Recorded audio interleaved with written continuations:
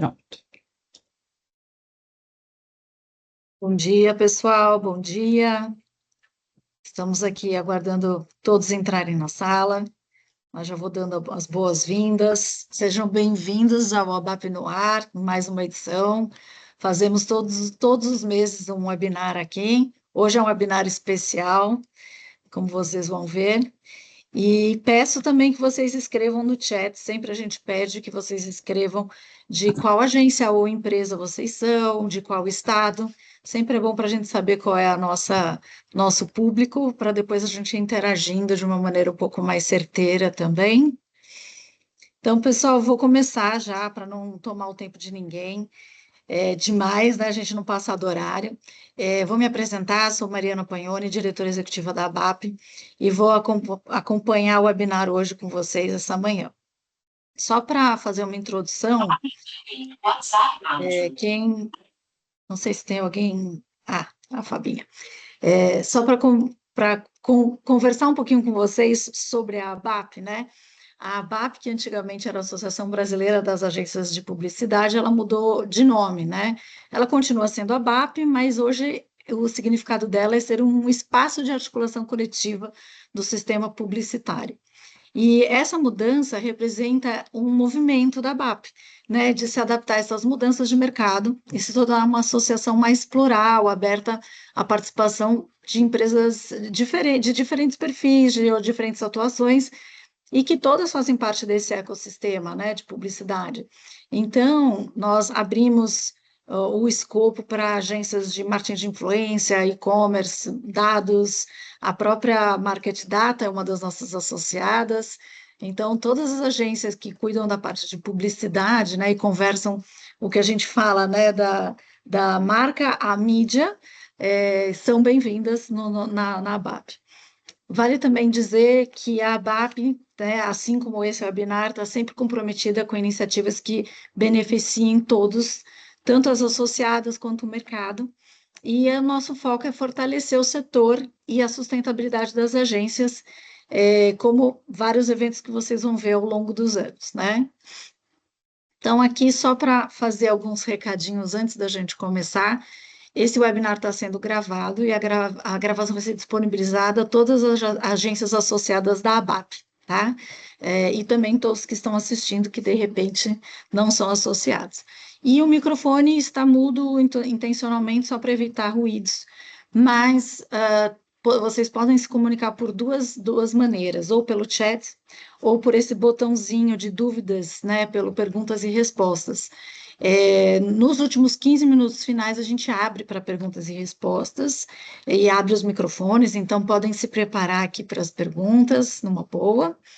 E agora eu queria apresentar, né? Queria fazer uma pequena introdução, né? Primeiro, agradecendo a presença de todos vocês hoje, que eu sei que não, o tempo é curto para todo mundo. E assim como, né, nossos especiais convidados que estão aqui hoje, que eu já vou apresentar, que vão nos ajudar a aprofundar, né, a leitura desse estudo e dessa análise. E não sei se todos já sabem, né, mas o estudo se chama Por Dentro das Agências, uma jornada de transformação, que foi lançado recentemente pela BAP, conduzido pela Deloitte.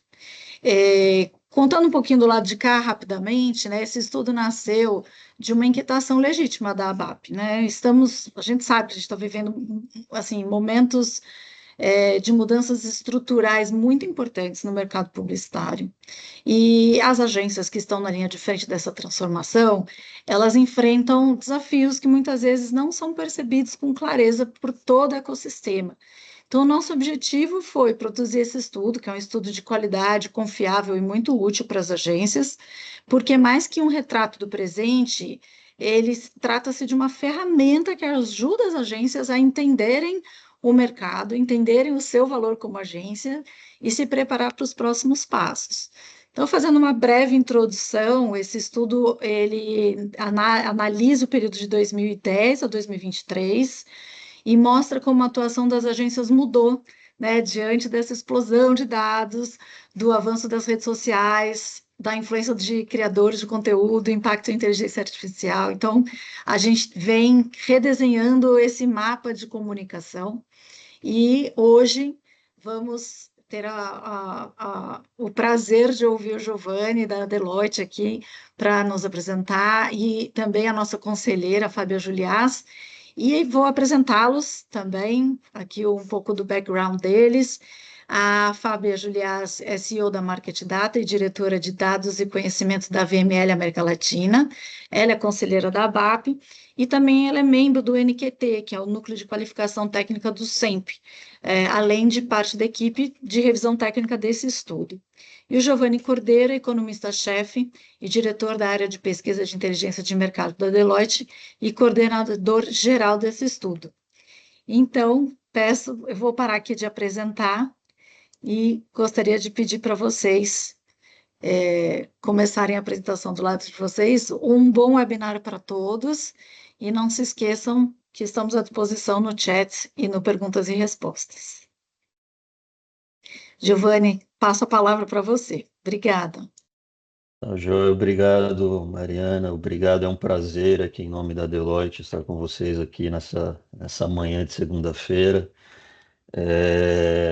E bom dia a todos, bom dia a todas. Eu vou já compartilhar aqui, mas Fábia também abrir para dar bom dia, a gente vai compartilhar junto aqui essa apresentação, né? Eu vou passando aqui a parte dos resultados, a parte um pouco mais técnica, como a Mariana falou, de deixar um espaço aí para perguntas e respostas, né? E do lado evidente é que não sou um especialista da indústria, né? E por isso que a Fábia, né, está aqui para compartilhar aqui, vai junto comigo aqui compartilhar um pouco aí dos resultados do estudo, né, passando aí a sua experiência. Obrigada, Giovanni. Bom dia a todo mundo.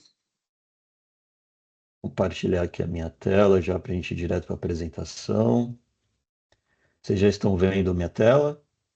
Eu já vejo. Perfeito. Essa apresentação é evidente, ela é resumida, tem um resumo aqui executivo para a gente passar aqui pelos principais destaques, né? Mas tem um material, vamos dizer assim, mais completo, né? Com um pouquinho mais de detalhes, dá uma profundidade também aqui nesse contexto, né? Então aqui é uma versão enxuta, mas a gente tem um relatório para quem quiser se aprofundar, né? E ler aí todo o conteúdo também que será disponibilizado. Então, aqui, bem brevemente, a gente tem aqui uma introdução, né, como a Mariana apresentou no início, qual foi o objetivo do estudo, aí a gente conta um pouco aí dessa jornada de transformação, né, e aí alguns números, né, de resultados financeiros, aqui também eu vou falar aí com um pouco mais de detalhes, né, até porque a gente sabe aí que essa divulgação trouxe aí muitas dúvidas aí, da indústria, né? Então, vou passar aqui também quais foram os objetivos e o que a gente colheu de informações, tá? Então, entrando já aqui no objetivo, né, não querendo ser repetitivo o que a Mariana falou, esse convite chegou da ABAP, né, para nós, para a Deloitte. A gente já tem aí um histórico de parceria com a ABAP, com o SEMP também, né, aqui no Brasil, fizemos um cálculo, né, do impacto econômico, né, dos investimentos em publicidade na economia brasileira. Né, tivemos lá no passado, rodamos um modelo, depois fizemos uma atualização, né, com um relatório, e esse convite chegou aí da ABAP para a Deloitte, foi, claro, é um prazer, porque a Deloitte, desde 2011, 12, nós viemos divulgando estudos sobre o impacto da transformação digital nos meios de negócio, né? Eu aqui, como líder da área de pesquisas, né, tenho conduzido diversas pesquisas para muitas indústrias, né? Segmento de construção, bancário, saúde, enfim, uma infinidade aí de indústrias, a gente vem mensurando o impacto da transformação digital e trazendo, né, pesquisas no sentido de buscar essa troca. Né? Essas pesquisas aqui do lado da Deloitte, elas servem aqui como uma oportunidade de troca para que os empresários, né, os líderes, possam compartilhar conosco quais são os desafios, como que eles também lidaram, né, estão lidando com essas transformações ou lidaram com essas transformações. Então, uma troca, o papel da Deloitte é consolidar, devolver isso e trazer essas provocações, esses questionamentos, para que juntos, né, a gente possa encontrar aí os melhores caminhos, né, para um desenvolvimento saudável, né, das empresas, das indústrias e, claro, aí dos empregos. Então, é esse o nosso papel aqui. Então, por isso que a Deloitte aceitou aqui com um grande prazer esse pedido da ABAP, né? E nesse sentido, qual que era o pedido? Por mais que talvez para alguns seja um pouco óbvio aí o tamanho do impacto da transformação digital, né, nos meios de comunicação e aí, claro, nas agências, né, em todos os segmentos, seria interessante consolidar, ouvir, né, para quem pudesse contar toda essa jornada de transformação, né? Eu vou avançando aqui um pouquinho, né, esses slides aqui de contexto. Então, esse estudo, nós buscamos ali o período de 2010, quando a gente começa realmente ter ali um crescimento da internet, né, das páginas, e aí a gente vai passando ali por uma maturação, começa, né, o e-commerce também. Aí depois de 2015, 14, 15, a gente vê também o crescimento aí de uso de né, do smartphone, do uso da internet no celular.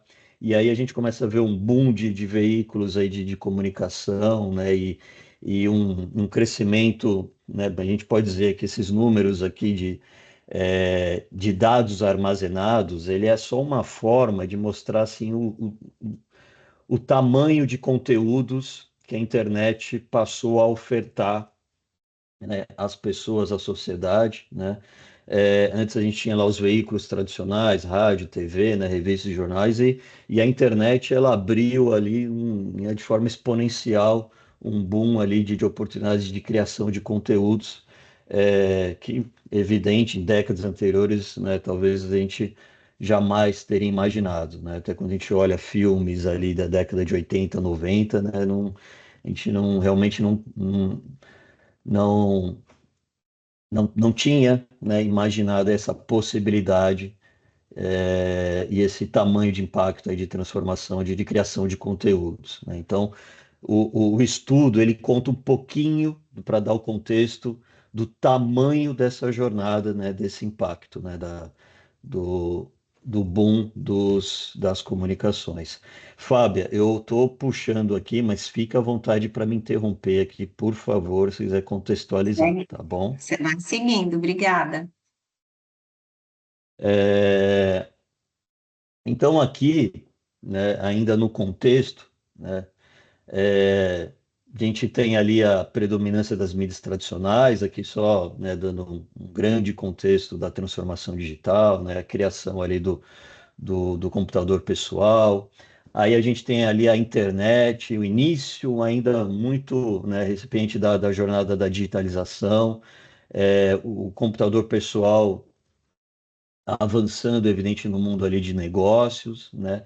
E aí a gente vê, em 2000, entre 2000 e 2010 a gente tem ali a internet, mas realmente em 2010, 2014, que aí começa um crescimento exponencial, né? A gente tem ali o surgimento das mídias sociais, enfim, os canais aí de vídeos, inicia ali também ainda de forma ainda modesta, mas né, o surgimento dos influenciadores digitais, né? E aí a partir de 2014, 15, né? E aí até, vamos dizer, a gente para num período ali pré-pandemia, né? 2019, um crescimento muito forte dos smartphones, né? Esse conteúdo digital dentro do nosso bolso, né? Então, a todo momento ali a gente está consumindo informação. A gente vê um grande crescimento do e-commerce, né, tendo investimentos e a compra também ali, né, do e-commerce. cifras ali imagináveis. Nós da Deloitte acompanhamos também os investimentos da indústria bancária, os números, e a gente viu também nesse período de 15 a 19, é impressionante o crescimento do uso dos serviços bancários do smartphone. Então, todo nesse contexto para mostrar assim, o tamanho do impacto, né, que foi aí essa jornada de transformação, né? E aí a gente tem a crise pandêmica, né, que também evidente, infelizmente, aí foi um grande impacto no mundo de negócios, e ela acelerou transformações que muitos estudos, não só a Deloitte, mas os nossos pares também, né, a gente troca muita informação também, vinham falando. Por exemplo, um estudo que nós divulgamos em 2018, segmento de construção, a gente falava de cartórios digitais, de assinaturas de contrato de forma digital, e isso era algo que a gente estava falando para talvez para 2030, 2035, e aí a necessidade, né, de ficar em casa, de seguir com os negócios, ela antecipou essa demanda pelos serviços digitais, né? Então ela antecipou muitas das tendências, e aí foi um impacto ainda muito mais forte aí no mundo dos negócios, e evidentemente as agências de publicidade aí tiveram que se adaptar ainda. Quando a gente fala de 2015 a 2019, foi uma transformação, mas uma transformação. Quando a gente olha para a década de 80 e 90, foi uma transformação até que rápida, mas ainda gradual. Agora, a pandemia, pós-pandemia, ainda foi muito mais acelerada, né? Trazendo aí tecnologias disruptivas, e a gente encerra aqui esse contexto aqui com o GenAI, né, tornando mais tangível ao consumidor o que é e o impacto da inteligência artificial, né? E aqui nesse slide, né, ele está bem resumido, aqui eu posso falar que e aí já aqui a Fábia pode falar aqui com total propriedade, né? É, nós, na Deloitte, então, assim, esse contexto, nós precisávamos ouvir quem pudesse contar toda essa história para a gente. Então, a gente sabe que nesse caminho, é, a indústria de publicidade passou por transformações, então nós vimos aquisições, fusões, novos players chegando ao mercado, principalmente para atender, né, vendo essa oportunidade da transformação digital, mas nós precisávamos, né, entender aí todo esse contexto, né, essa linha do tempo aí grande. Então, é, nós ouvimos aí, né, nessa pesquisa, esse levantamento, as principais agências, né, 23 dessas principais agências aqui contribuíram. Quero aproveitar o oportunidade para agradecer, porque passaram, não só conversaram conosco, né, os líderes aí dessas agências, contando aí um pouco da história da transformação, porque esse era o principal objetivo, né? E aí, quando a gente fala em transformação, é evidente que é preciso investir, é preciso reestruturar, é preciso repensar o negócio, e é claro que isso tem um impacto financeiro, né? A ABAP chegou para nós assim, com muitas necessidades aí de responder muitas dúvidas, né? Mas do lado da Deloitte a gente falou, olha, mas é um desafio, é muita, né, evidente, é muita informação, e acho que a gente precisa pelo menos contar esse contexto da transformação, trazer esse debate, que é o que a gente está fazendo agora, e aí, enfim, conforme essas trocas, a gente pensa talvez em responder outras perguntas ou em descer mais níveis de detalhes, né? Então, a gente capturou aqui algumas linhas, né, dos gastos, né, das receitas, mas sempre tendo muito cuidado, até porque foi uma preocupação dos participantes também, com o risco aqui também de exposição. Então, por isso que a gente não desce muitos níveis no resultado financeiro, porque não foi o principal objetivo. O principal objetivo foi contar essa transformação e o quanto que as agências de publicidade foram rápidas, posso falar até que inteligentes, em lidar com esses desafios disruptivos, né?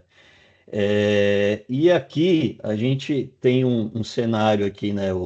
Vamos dizer assim, duas ilustrações. Você tem uma trajetória mais linear de mídias tradicionais e depois você tem uma digital. Mas eu vou falar para vocês aqui que parece até que essa trajetória é mais complexa, até olhando aqui parece que ela está simples. Mas ao entrevistar, foi um grande trabalho em consolidar, tanto que teve aqui um vai e volta aí junto com a Mariana, junto com a Fábia, né, para simplificar aqui visualmente, mas quando a gente conversando, a gente vê que foi um negócio muito complexo, né? E aqui a gente está resumindo aqui como que está essa trajetória.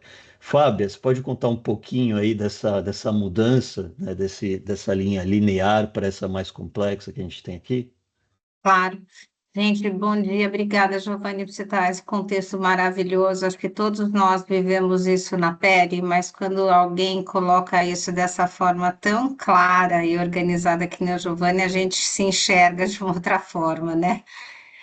Eu acho que a gente conhece bastante o que as agências costumavam entregar, então as agências, principalmente como parceiros aí criativos, né, atuando em muitas frentes, talvez dos clientes, dependendo do tamanho da agência, mas principalmente um parceiro criativo, né, que aportava esse conhecimento, as grandes sacadas, eu acho que essa era a palavra que a gente tinha, né, aquele criativo maior, a cara do Washington Oliveto, né, o Sérgio Valentes da vida trazendo essas sacadas.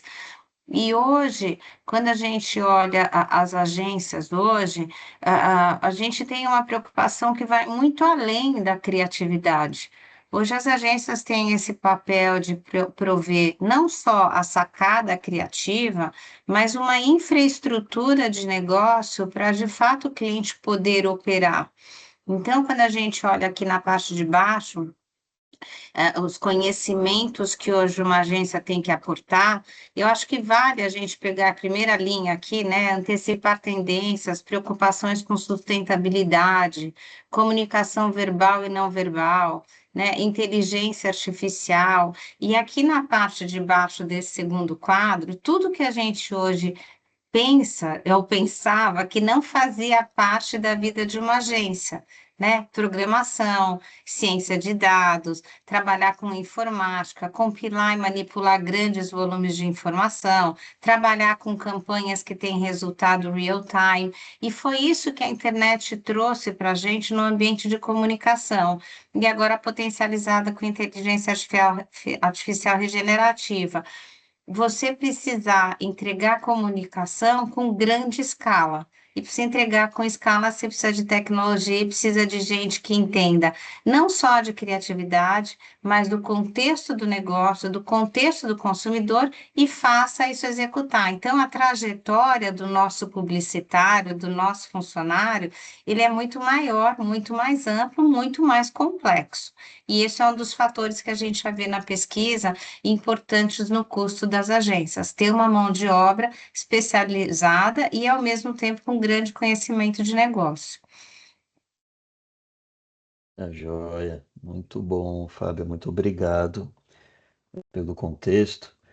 Vou avançando aqui, então, aqui bem resumidamente também, né, como eu falei, nós tivemos aí um bate-papo, 20, 30 minutos, né, com os líderes aí dessas principais agências para compartilhar um pouco conosco, né, o que foi, né, o desafio aí dessa transformação, dessa necessidade de transformação para atender aquilo que estava vindo do mercado, né? Então, assim, quando nós perguntamos, né, por essas mudanças estruturais que as agências passaram, né, quais foram os motivadores delas, né? Então, sim, unanimidade, sem dúvida, é o crescimento do consumo, né, dos meios de comunicação, esse boom aí de canais de comunicação. 83%, né, aí dos participantes do estudo, né, falando que, olha, as mudanças, né, vieram, né, também, né, de demandas do mercado. Então, os nossos clientes, evidente aí, né, muito exigentes e pedindo ali, enfim, para uma estratégia construída para estar em todos esses canais aí possíveis, né, que o mundo digital trouxe. É, E aí, 65%, né, das agentes falaram que, claro, essa transformação aí teve um impacto na necessidade de investimentos em qualificações, em novas pessoas, né, e trouxe desafios aí para poder equilibrar o financeiro das empresas, né. Vou avançando aqui, né, e aqui a gente tem um resumo aqui, né, em 10 anos, né, como mudou, né, quais são as novas áreas que surgiram, né? Então nós ouvimos, evidente aí que desses participantes, cada um com a sua estratégia, vamos dizer assim, com uma forma, às vezes um pouco diferente de trabalhar aí na sua organização dos seus departamentos, né? Mas nós consolidamos, né? E aqui a gente tem um percentual, e aí só explicando aqui, 65% desses entrevistados, né, falam que ó, eu tenho uma área aqui de gestão de influenciadores, né, 57%, ó, eu tenho uma área aqui só para cuidar de social listening, 61% eu tenho ciência de dados e analytics. Olha isso, quem imaginava 2010, né, ter a necessidade de ter engenheiros de dados, né, uma área assim de modelagem de dados, né? Então, olha o tamanho da transformação, né? Fábio, você quer complementar aqui também, falar sobre um pouco aí dessas novas áreas? Sim, eu não sei se todos vocês que estão aqui sentem isso, mas esse foi uma das grandes conversas que a gente teve, né? Tentar identificar dentro das agências quais novas áreas haviam sido criadas nesses últimos 15 anos. Então, quando a gente olha, acho que assim, a gestão de influenciadores, hoje ela é default, né? Porque todo mundo hoje sabe que as marcas vão estar presentes nas redes e que o consumidor fala direto com a marca. Então, você ter esses influenciadores de alguma forma geridos dentro do ecossistema da agência passou a ser fundamental. A parte de ciências e dados e analíticos, eu mencionei agora há pouco, é impossível hoje uma agência não fazer análise, pelo menos de performance da campanha. Ciência de dados é mais sofisticada para algumas, mas a parte analítica, social listening, default total. E quando a gente vai descendo aqui, algumas áreas que elas não estão tão relacionadas com o negócio aparente, mas elas são absolutamente parte do negócio, né? Gestão e privacidade de dados. Hoje a gente tem uma lei geral de proteção de dados. Se você hoje trabalhar com dados de clientes e eventualmente essa informação vazar, não tem limite para uma multa, literalmente. Então, as empresas começaram a ter que se estruturar, né? Vocês sabem que a gente tem um desafio hoje com uma geração mais jovem.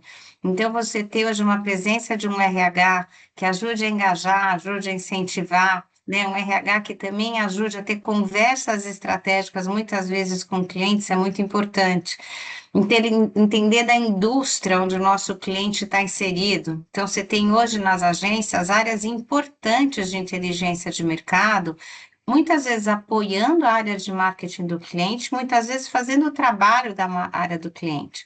Experiência do consumidor. Essa é a área onde a Market Data atua muito, e o que a gente vê hoje, você tem uma verba muito grande hoje sendo investida em mídia, essa verba se transformando em dados prioritários, porque alguém fez um cadastro, alguma coisa, e como é que você, a partir do momento que você tem esse consumidor, você monetiza esse relacionamento e melhora o relacionamento com ele. Então, são áreas que foram sendo criadas e foram sendo adicionadas ao portfólio da agência, não porque a agência acordou um dia de manhã e falou, vou inventar esta área, mas porque ela foi precisando atender uma demanda de cliente, uma necessidade de mercado. A gente coloca aqui embaixo 30% com gestão do e-commerce, mas vocês vão lembrar que na pandemia não foi isso, né? Todos os nossos clientes, para sobreviverem, precisavam ter um site, um aplicativo para vender, né? Então, tudo isso, a velocidade do consumo da informação, a tecnologia e principalmente a necessidade de ajudar os clientes a suprir esses desafios de mercado, fizeram com que as agências somassem áreas, se não departamentos, se não pessoas especialistas dentro do seu dia a dia. Então, isso resulta no quê? Gente mais qualificada com mais custo para a agência. Perfeito, muito obrigado, Fábio. Lembrou bons pontos aqui também, né, que junto com a transformação tecnológica, né, a necessidade, e aí quando a gente fala também, né, em dados, né, as questões de governança, né, agora a gente, né, vem falando muito sobre IA, e aí tem a questão da governança em IA, né, a questão de cibersegurança, né, muito bem lembrado. Então, realmente enfim, são necessidades aí de atender essa transformação em diversas frentes, né? E, e a gente olhou aqui, né, de forma interna da estrutura, né, das agências, mas a gente é, não está aqui nos números, mas a necessidade também da ampliação de parceiros e fornecedores, enfim, para ajudar a atender e a levar aí, né, sempre qualidade de serviço ao cliente. Então, aqui,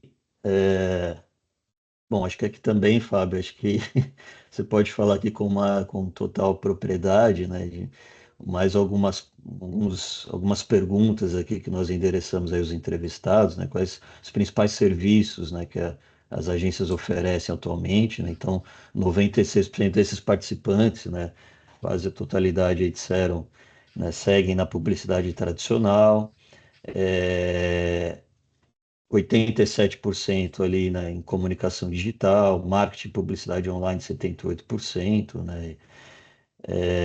E aí tem um número aqui também, 88% das agências participantes atuam em formato full service, né?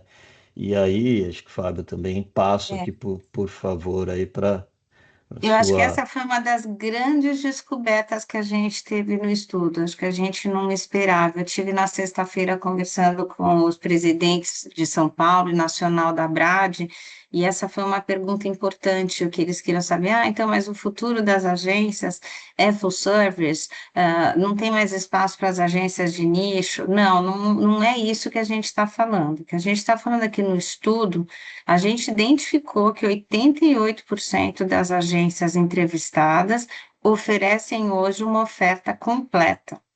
E é exatamente esse o ponto. No afã de você atender necessidades crescentes dos clientes, as agências foram se sofisticando, foram somando áreas, foram incluindo coisas no seu escopo, que acabaram mostrando para a gente isso, que quase todo mundo hoje faz de tudo, né? Então, existe espaço para o nicho, sem dúvida. Existe espaço para especialização, sem dúvida. O que a gente tem aqui como pensamento, e é alguma coisa que eu tenho trabalhado aqui internamente na minha cabeça, conversando com as pessoas, é qual é a vantagem competitiva de cada um dos modelos, né? Uma agência de nicho, ela tem talvez a vantagem competitiva de ser especialista naquilo que ela faz e ter agilidade de resposta, né? Então, quando você trabalha numa coisa só, você consegue talvez rodar a roda ou fazer coisas mais rápidos.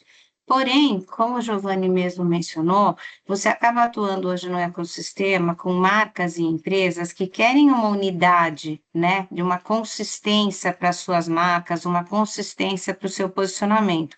Então, quando os anunciantes trabalham com várias agências, eles têm a lição de casa de garantir que aquele posicionamento de marca, que aquela visão de comunicação, ela seja única em todos os seus fornecedores, né? A agência também, quando ela está terceirizando muita coisa, ela também tem que garantir que aquele brief que ela recebeu, que aquele posicionamento de marca permaneça íntegro, né? Então, você tem um trabalho de gestão.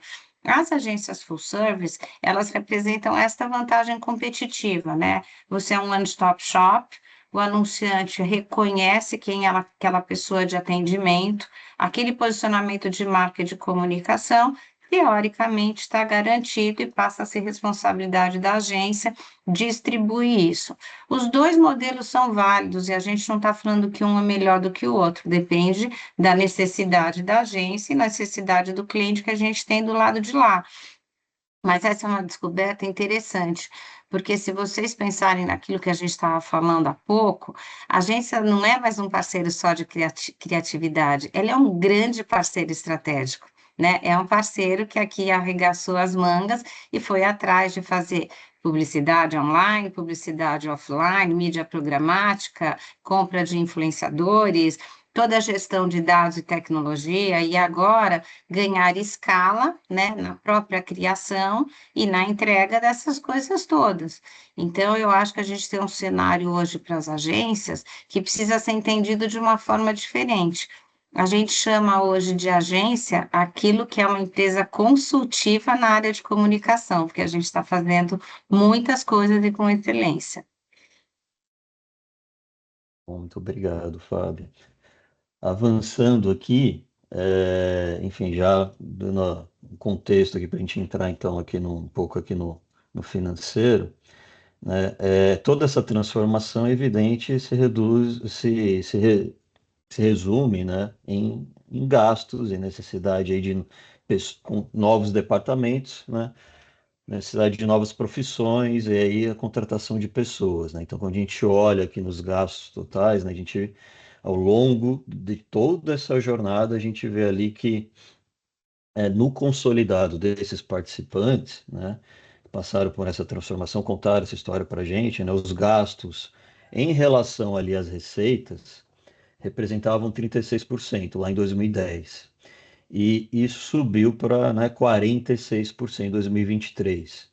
É evidente que aqui a gente está trazendo a soma, o considerado todas essas participantes, e dessas participantes a gente sabe ali que algumas ali com movimentos, às vezes al- algumas antecipando, outras, enfim, movimentos um pouco diferentes, mas eu quero dizer que elas não, evidente, não seguiram juntas, né, variando de um ano para outro, né? Mas a gente viu que na soma, no geral, né, ao longo de todo esse período aí que foi estudado, aí, né, é óbvio, é claro, o crescimento aí dos gastos em relação à receita.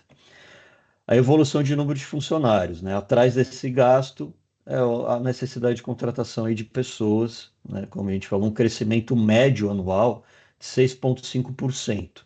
E aí, novamente, tem anos que você tem ali vamos dizer assim, às vezes nem apresenta um crescimento, apresenta ali uma certa manutenção. Tem anos que você tem mais um forte crescimento, né?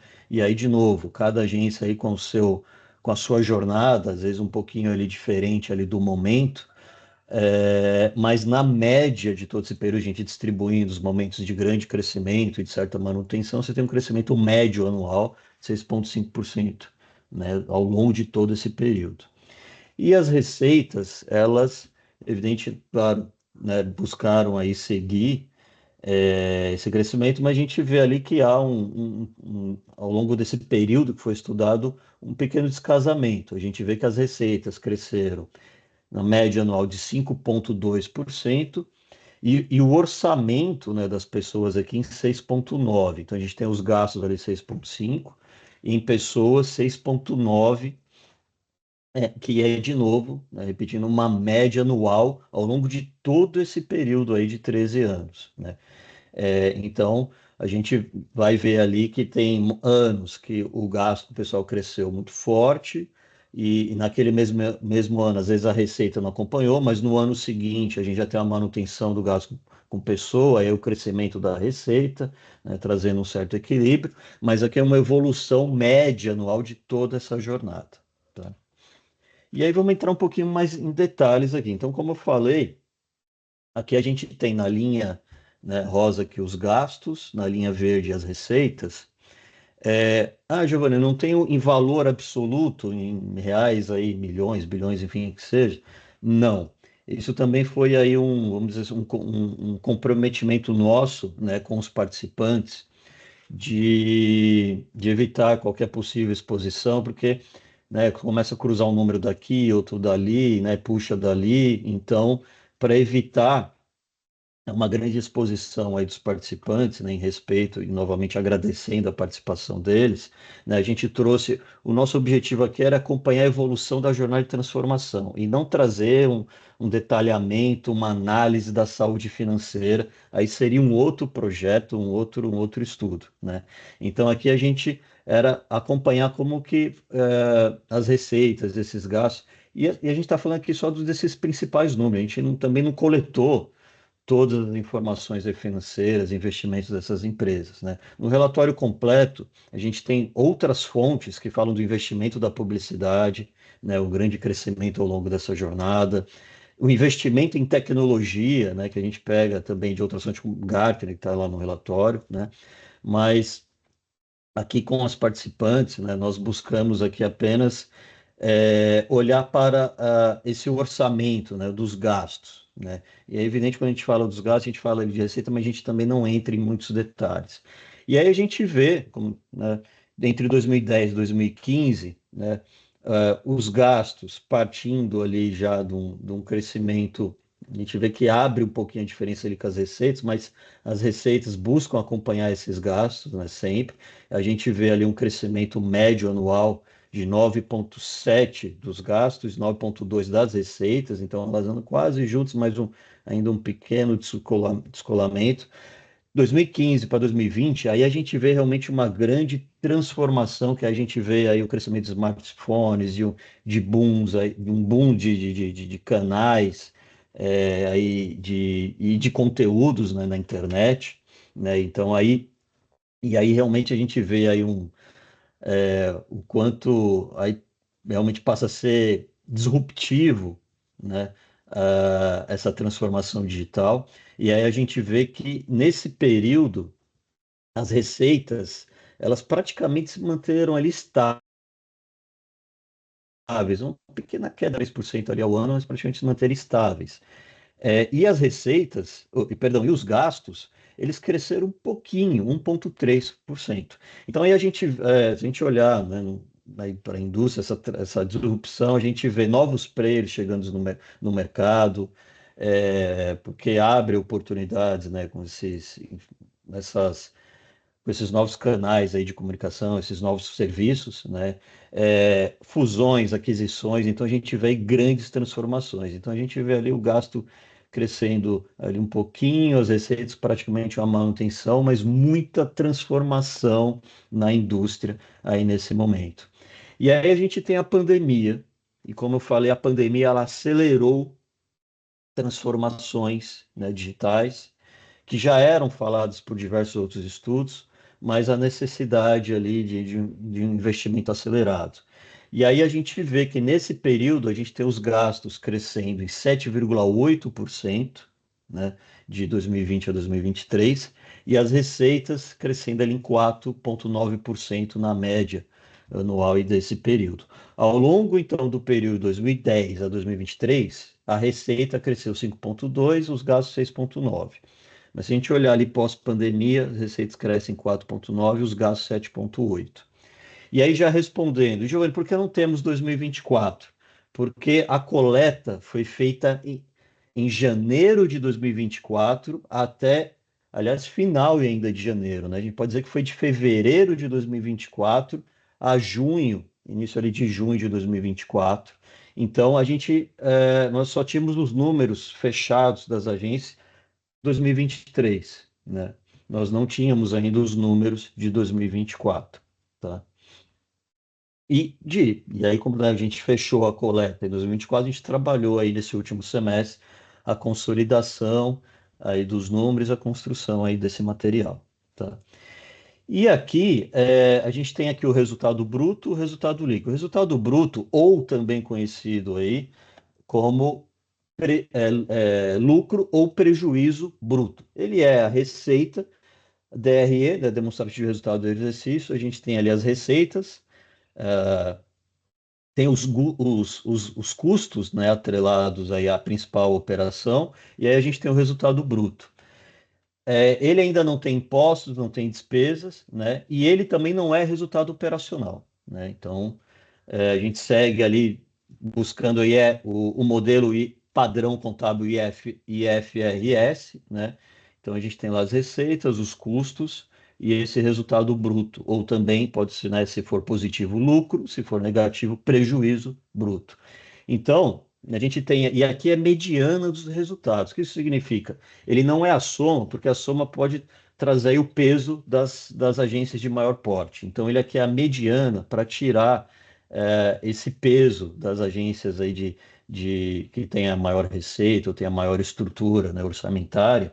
Então, ele traz ali um reflexo daquelas, né, de maior porte, de menor porte, né? Mas, evidente, lembrando aqui que nós entrevistamos, né, e coletamos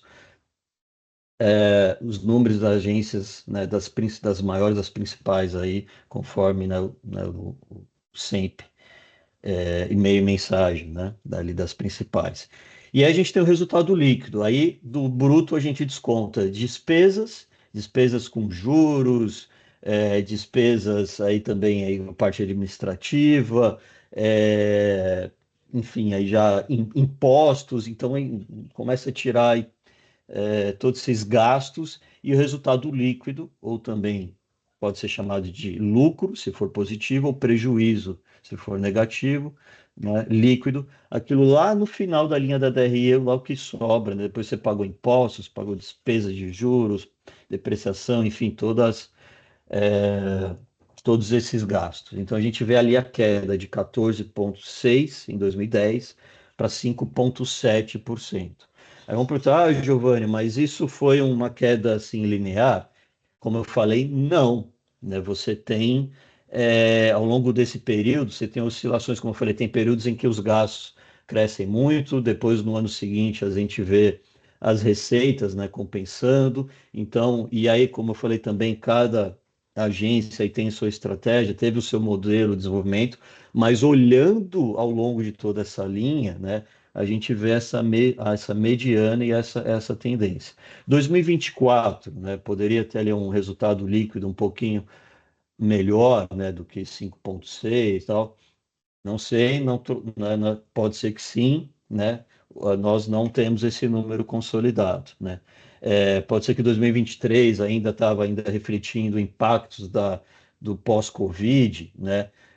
Não sei também porque nós pegamos esses números, né? E como eu falei, não era objetivo entrar no detalhe da saúde financeira dessas empresas, porque até a gente precisaria olhar para investimentos, olhar para ativo, passivo, fluxo de caixa, né? E não foi o objetivo aqui desse levantamento, tá bom? Eu vou avançar, Fábia, você quer algum ponto aqui? Posso? Eu acho que podemos deixar depois para as perguntas. Eu acho que para mim está bastante claro aqui que a gente tem um cenário de pressão de custos sobre as agências. Não sei se alguém escreveu alguma coisa aqui no chat, mas acho que para mim não tem muita dúvida, não. Tá, a gente já está fechando aqui para abrir já para as perguntas, né? Que acho que, né, o pessoal já está encaminhando aí as perguntas, e aí a gente pode voltar aqui sem nenhum problema. E daí, só olhando para essa estrutura de gastos, né? Porque o principal aqui era olhar para essa estrutura de gastos, falando dessa transformação e dessa necessidade. Aí o que a gente falou, olha lá, a composição dos gastos, né, com pessoas lá em 2010 era, né, em 36 ali por cento, e ele sobe para quase 46% em 2023. Aí a gente vê impostos, né, sobre folha de pagamentos, mas reflexo aí também até de outras indústrias, sobe também um pouco. Perdão, demais impostos ali de 17% para 21%, né?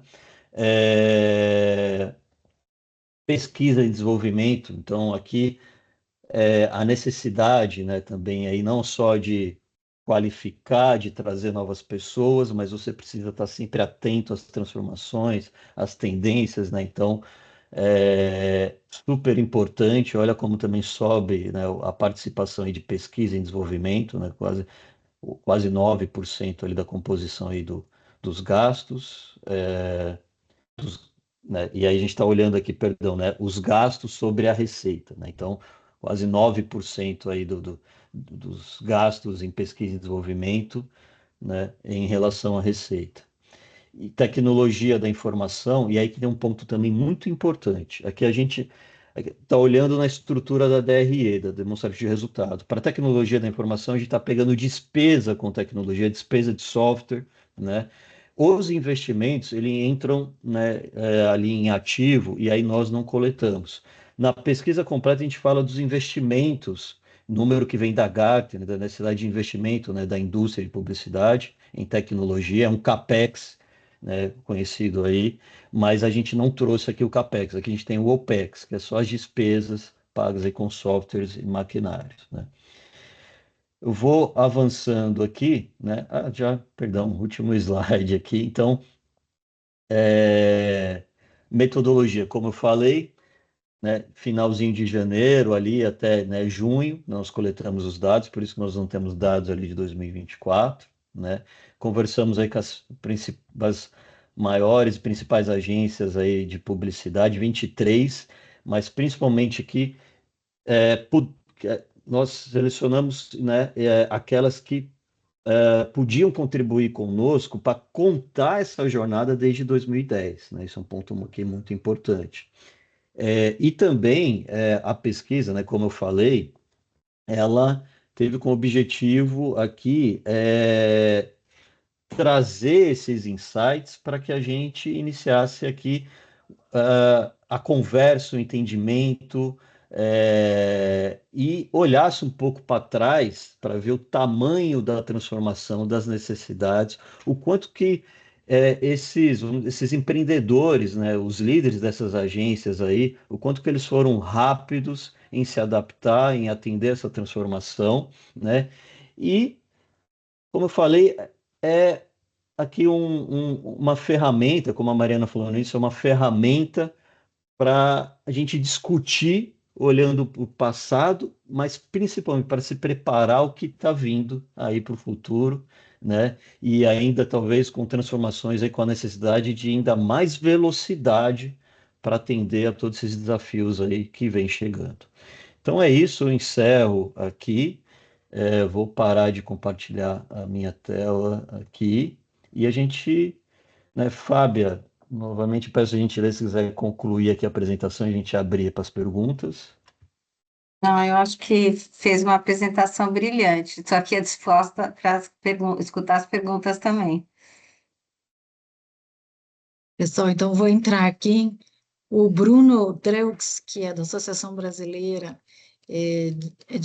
agora me corrija, Bruno, mas de publicidade, eu não sei se a Carol pode abrir já aqui os microfones, mas aí ele perguntou se esses números já incluem ou não veiculação de mídia, que eu acho que era o slide 15, se eu não estou enganado. Tá, perfeito. Sim, sim, quando, inclusive, quando a gente estava, né, recebendo aí esses números, a gente teve a necessidade de voltar com as agências, né, porque quando a gente está falando ali de receitas, enfim, tudo ali, tudo que recebeu, né, consolidado, e né, a gente estava pedindo ali até o apoio das áreas de contabilidade para mandar para a gente o relatório no padrão aí contábil IFRS, né, até porque não seria trabalho aqui da Deloitte fazer aí o ajuste contábil, muito menos a auditoria também do número, né? Então a gente teve né, essa demanda, essa volta, e novamente agradecendo a paciência dos participantes, né, nos atender. Mas bem objetivo, sim, quando a gente olhou essas receitas, a gente, né, pediu aí que todas as receitas de serviço aí tivessem consolidadas, tá? E, bom, eu acho que eu vou passar para uma outra que ele mesmo perguntou. Bruno, eu posso Ele falou explicar aqui. Ele falou que não ficou claro. A gente aqui não discriminou quais eram as fontes de receitas da agência, como o Giovanni está falando. A gente pediu É. todas as receitas deles, e se essa a agência tem uma receita proveniente de mídia, ela estaria inclusa nesse relatório, tá? Tá mais claro agora? Pode Agora ter que eu vi agência. aqui, Fábio, agora que eu vi que liberou o microfone aqui, vou falar. Tá, Tá abre bom? você que a gente não está te vendo, Bruno. Desculpa, peraí, deixa eu ver se eu consigo. Tá Aqui, todo mundo de câmera tudo bom? fechada aqui. Tudo, bom dia. Bom dia. Parabéns aí pelo estudo. E a minha dúvida é, na verdade, se o valor a receita proveniente da veiculação, que é a comissão de mídia, faz todo sentido estar ali dentro. Mas o valor da veiculação propriamente dito, foi levado em consideração ali ou não?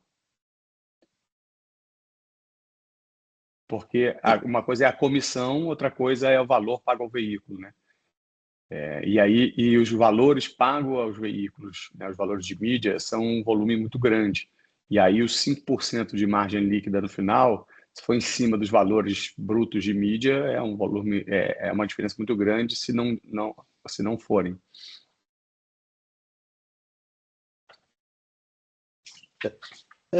Bom, aí acho que, Fábio, você pode me complementar aqui. Aí a gente não tem esse detalhe da composição da receita, tá? A Tá. gente, né, como a Fábio falou, nós pedimos, olha, consolidem para a gente aí todos os recebimentos, né, Uhum. e eles devem aparecer aí na linha como receita Tá. do serviço.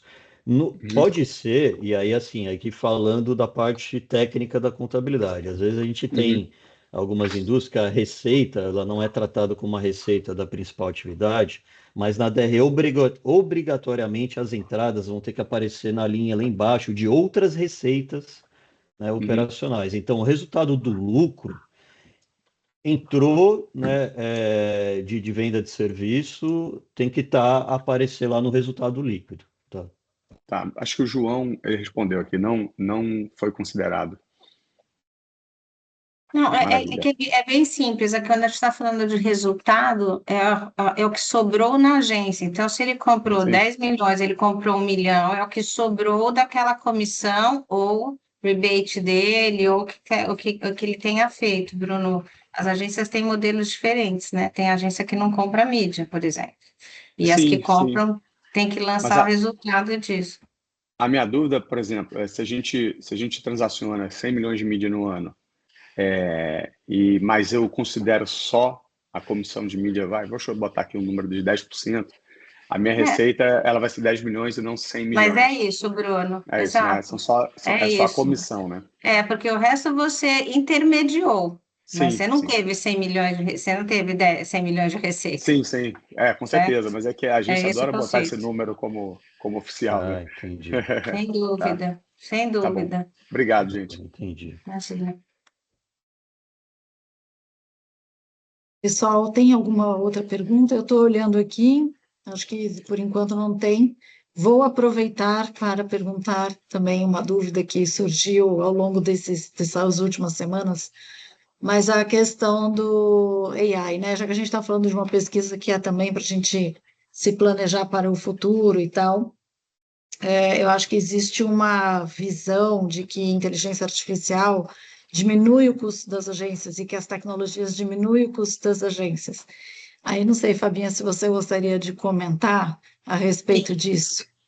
Acho que esse é o grande debate e embate que teremos pela frente, né? Eu não sei vocês, mas a gente na WPP tem um investimento maciço numa coisa que a gente chama de WPP Open, que é uma plataforma de inteligência artificial muito robusta, muito completa. Ah, e o que eu posso dizer para vocês? A gente entende inteligência artificial hoje como um grande parceiro, né? Nós que participamos aqui da formação da internet no país, depois do comércio eletrônico, redes sociais, né? A cada 10 anos a gente teve esse pulo quântico aqui. Acho que a inteligência artificial regenerativa, ele é um pulo quântico, sim. A gente vai fazer aquele movimento de leapfrog o mercado, a gente está trazendo um monte de inovação, mas ela é disruptiva para a gente em vários sentidos. Primeira coisa, inteligência artificial no momento zero, ela é custo, porque você tem que comprar as licenças se você quiser operar em alguma coisa.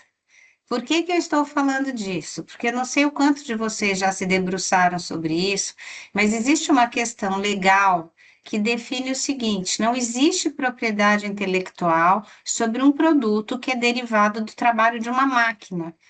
Traduzindo, se várias empresas estiverem usando um chat GPT, uma plataforma aberta, e começarem a fazer prompts e inputs para uma campanha criativa, vamos supor que serão 3, 4 agências servindo uma mesma marca. A ferramenta, a plataforma, ela vai aprendendo com isso. O resultado final será propriedade intelectual de quem? De ninguém, teoricamente. Por quê? Porque é um trabalho gerado por uma máquina. Porém, a legislação te permite ter propriedade intelectual sobre os prompts.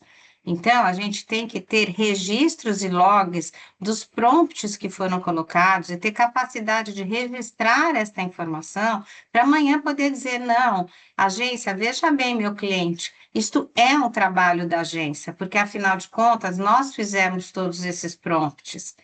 A gente está diante de uma percepção de valor que diz que, ao utilizar inteligência artificial, o trabalho da agência ficou muito mais rápido, muito mais simples, e, ao mesmo tempo, eu posso te pagar menos. Então, várias camadas disso. Primeiro, você não pode me pagar menos, porque eu tenho um know-how para desenvolver essas coisas, mas eu posso, talvez, te entregar um pouco mais rápido. Segundo, existe custo associado a isso, seja ele de plataforma, seja ele de registro legal, como eu estava falando, seja ele de ter as pessoas com treinamento suficiente para saber lidar com essas plataformas. Hoje a gente trabalha na Market Data, que tem uma área criativa pequena em Curitiba, e o grande grosso da Market Data é dados e tecnologia. Eu tenho hoje núcleos em todos os clientes para desenvolvimento de inteligência artificial dentro dos projetos. Ou dizendo diferente, desenvolvimento de projetos que utilizem inteligência artificial para gerar algum tipo de inovação. Isso é custo, gente. Isso é custo de investimento, isso é custo de treinamento de pessoas, isso é custo a fundo perdido, porque as equipes têm obrigação de tentar desenvolver alguma coisa nova para o cliente ficar contente. Então, eu acho que a gente, antes de ficar bom, ele fica ruim. Inteligência artificial, ele será plano de muita conversa com os clientes. Hoje, para a gente desenvolver um prompt ou desenvolver um agente que seja ativo para o cliente, a gente tem custo para desenvolvimento e custo de manutenção. Porque a hora que você desenvolve um agente, num mercado que é volátil e rápido como o nosso, fica fácil de entender que esse agente fica obsoleto em 2 minutos. Então, você precisa de novos prontos, de novas intervenções para manter aquele agente como um ser vivo e que, de fato, possa agregar valor ao trabalho. Eu acho que aqui, se alguém quiser fazer pergunta, gente, o céu é o limite, porque esse é o grande nosso desafio, porque a gente já vê hoje nos clientes uma certa frustração da gente levar novos custos ao desenvolver um agent, quando tudo que eles esperam é que a gente leve uma redução de custos. Então, todo mundo entender esta dinâmica é muito importante, porque a gente vai ganhar escala, sim, a gente vai ganhar velocidade, a gente vai ganhar qualidade em muitos trabalhos repetitivos, mas a gente vai usar este tempo para ser muito mais estratégico, muito mais consultivo, muito mais relevante. Para a gente ser relevante, a gente tem que ter mais conhecimento. Então, nós estamos falando de substituir tempo gasto em coisas repetitivas por agregar tempo em coisas que são mais consultivas e estratégicas. Só que no meio desse caminho, tem investimento da nossa parte antes da gente ter uma redução efetiva de custo ou de velocidade. Não sei se alguém quer me ajudar aqui. Tito tinha feito um comentário também. Tito, ficou claro? Tem alguma dúvida mais? A Carol pode também liberar aqui o seu microfone.